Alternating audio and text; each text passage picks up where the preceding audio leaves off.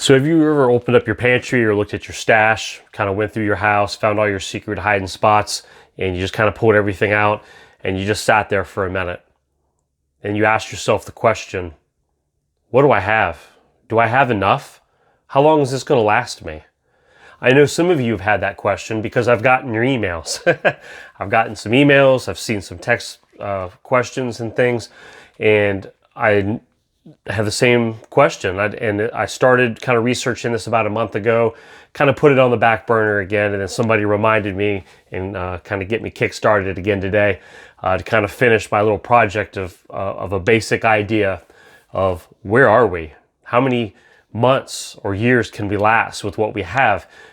When do I reach my goal? I don't even know what my goal is, and does this all make sense?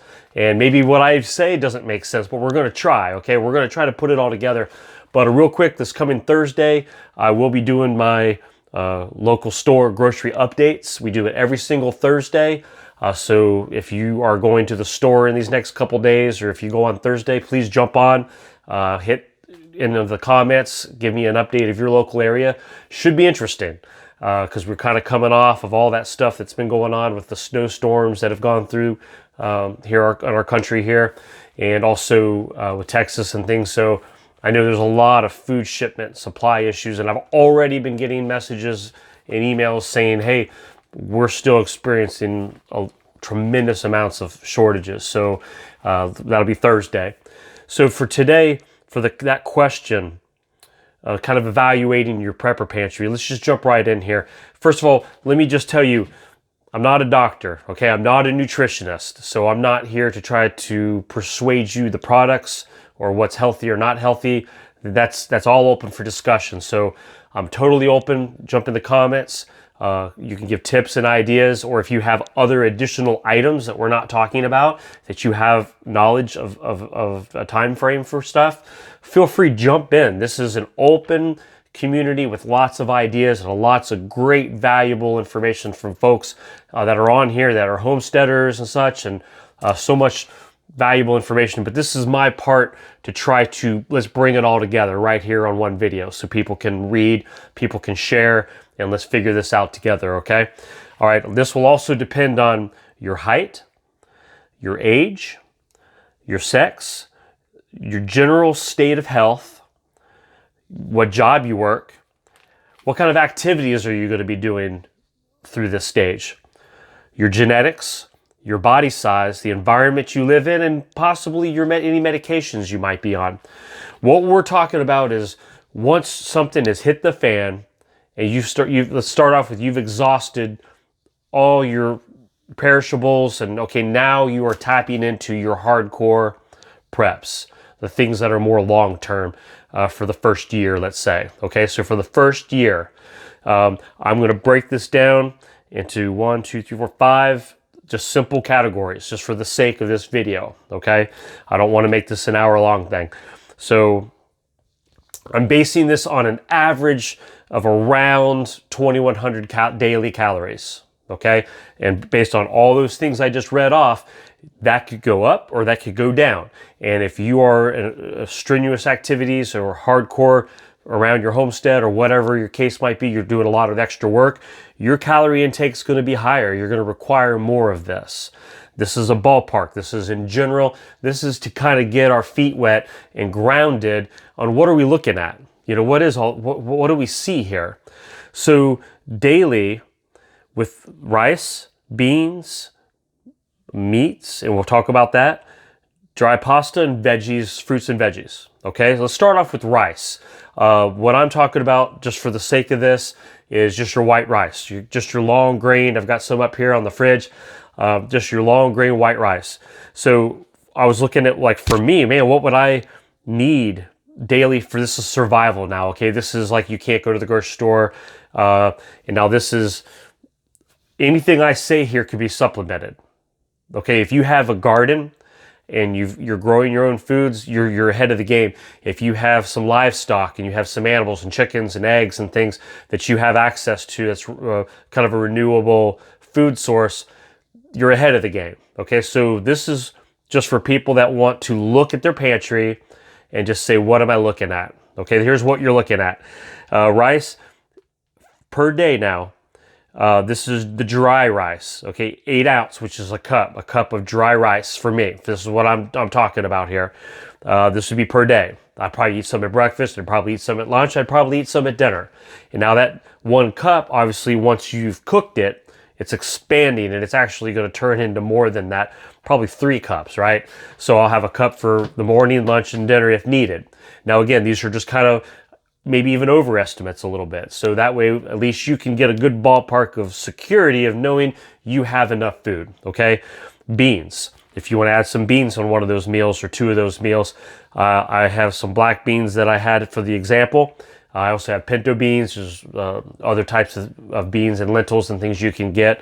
But for the sake of this, 4 ounces of a dry black bean, okay? And I've already kind of done the calories and trying to match up how many calories would all fit into that 2,100. Meat, a source of meat. Now this could be meat that you still have some that's frozen.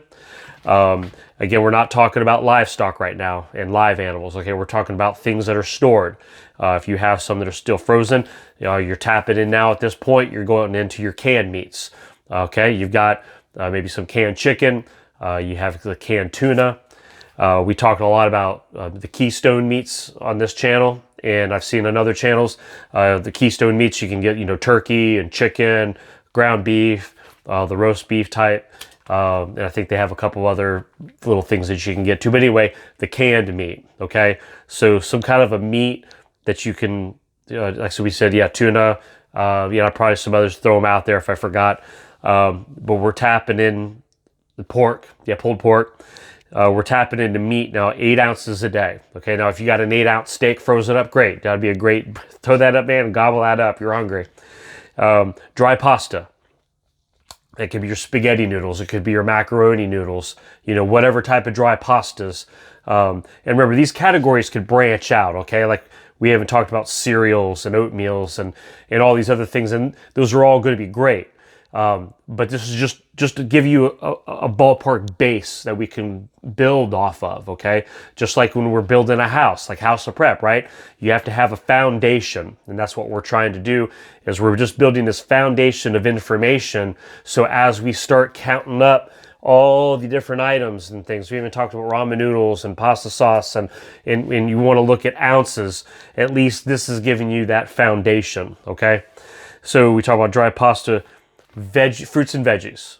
Okay, you've already eaten up all your fresh apples and things, and we're not talking about your fruit trees out back. Okay, again, this is stored items. So you have fruits and veggies where you canned them. We talked about the meat, your canned meat, obviously. I didn't want to forget that. Okay, your mason jars of meat. You've already got that where you've been establishing that. You're tapping into that now, okay? Veggies, same thing. You've got your vegetables from your garden or wherever, and you've decided to have some canned veggies. This is what you've got stored. Okay, it's stored away. So the pasta, 2 ounces of dry pasta a day, and the fruits and vegetables, 8 ounces a day. And again, that could go up too. And if you really want more vegetables and less of something else, hey, you can do what you want. All right, you're a grown adult. You can make your eating choices to the best that you want to make them. So this is a guideline. So what I did is I calculated those ounces. I did for the year. Okay, this is just for people who want that first year. Some people already passed a year, but they don't know what they're looking at. So this is just to gauge you for your first year's worth if you have it or if that's your goal. For rice, you're going to need 180 pounds of rice for just you. Okay, that's just you now. If you're eating rice every day, again, this is a survival type of a scenario. Okay, beans, you would need 90 pounds of rice. Beans, I'm sorry. And think of the rice. If you get the big 10-pound bags, for you would need 18 of those bags. But we're going to break some other things down here in a minute. So beans, 90 pounds of beans for the year. Okay, meat, 180 pounds of meat just for you. Okay, pasta, 45 pounds of dry pasta. Fruits and veggies, 180 pounds. And again, these numbers can go down if you've got all this other stuff that comes into play. That's great. That'll help stretch this stuff out, or maybe you don't have to get as much of this item. You may say, you know what, I'm not getting any rice at all. I'm going with something ABC. Excellent. Do it. Get that many pounds and you're all set. So let's break this down though. So it's, well, let me throw this out. Meat. So let's say example meat. Well, what's 180 pounds of meat? Well, we talk about those Keystone cans. They're 28-ounce cans, okay? It'd be 104 of those. It's a lot of cans, especially if you got 4 people in your house. You're looking at 400 cans of that stuff, right? But it also, your jars, or it could be 180 jars. If it's a 16-ounce mason jar, let's say 16-ounce, you would need 180 jars. Or if you do half of each, you would need 50 cans and then 90 jars. So that's for a year. Okay, that year's a long time. It's 365 days. That's a lot of days. So, if you've exhausted, you've extended for an additional year, that's a lot of stored food. Okay, veggies. Think of it as 200 cans of your little veggies, right? Or fruits and veggies. That's a lot, okay, for one person. Or if you have the jars, the 16-ounce jars, 180 jars.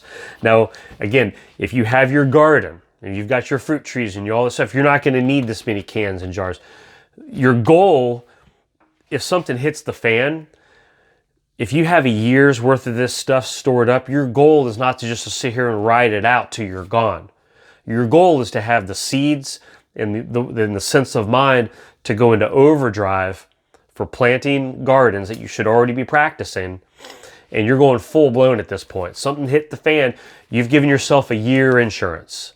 So in that year insurance, you are now honing in the rest of your skills that I hope you're learning, and I'm practicing to garden, and at some point, hopefully animal renewal. Rabbits, chickens, if you can get a cow or 2, that's great. But listen, we're talking billions of people on the earth.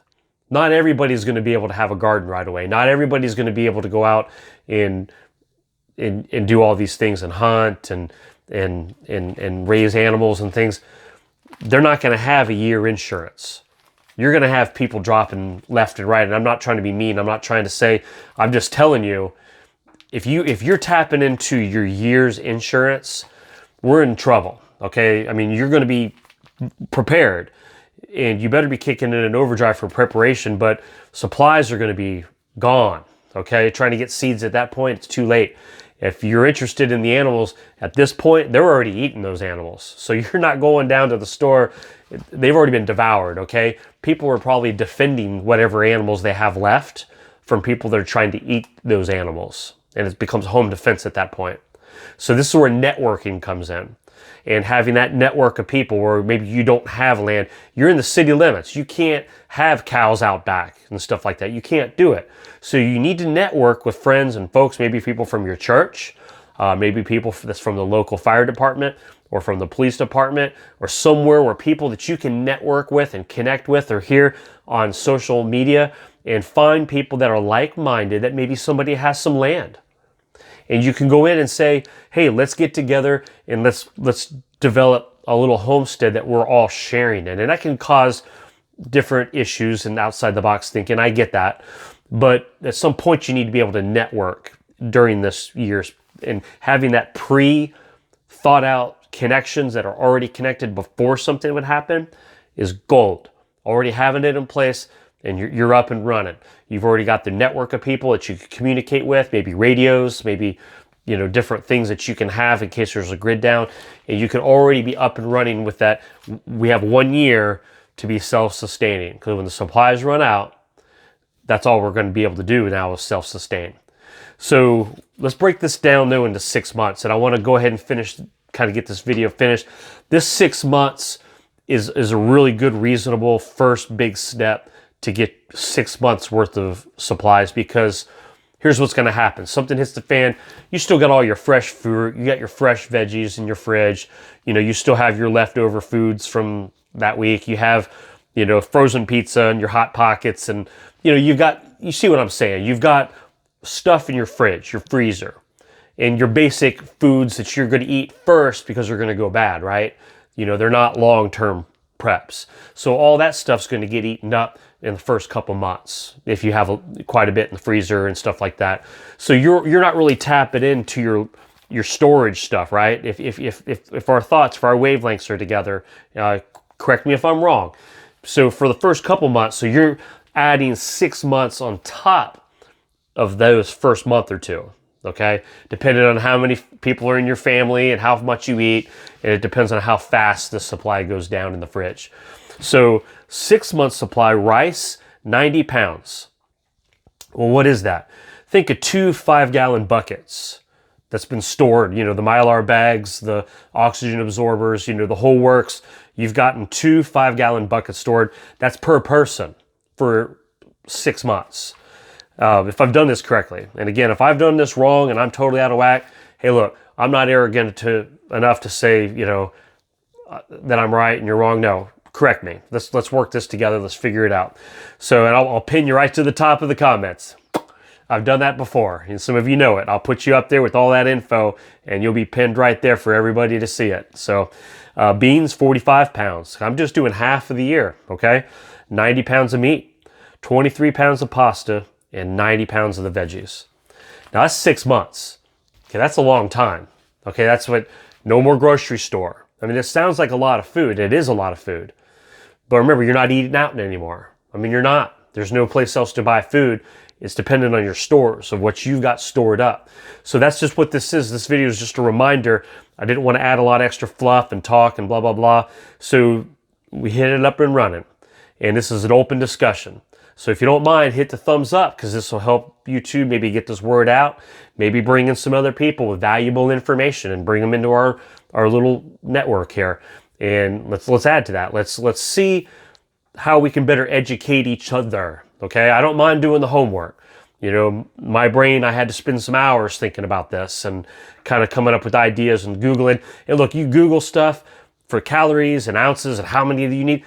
Google's across the board, okay? There's all kinds of this and that. So then I start bringing it down to, well, what do I really eat in real life? And that's what it comes down to is what do you eat in real life? And maybe you don't eat any of these things. So whatever it is you are storing, you need to find out, well, what's the calories per serving, and then how many ounces per serving, and then multiply whatever your daily amount of those items are, multiply that by 365 days in a year. And then when you're done with that and you want to find out pounds, then you divide it by 16 because there's 16 ounces in a pound. So that's kind of how you can figure out. So when next time you open the door and you're sitting there at your dining room table and you're drinking your favorite, Diet Pepsi, right? Or Diet Dr. Pepper, or your coffee, or whatever it is that you're enjoying, and you're sitting there thinking, man, what do I really have? And what else do I really need? That's enough for today, and I will definitely catch you guys on Thursday. So you guys take care, and again, I'm House of Prep. My name's Jerry. Thumbs up, subscribe if you haven't, and I will catch you guys later. Bye now.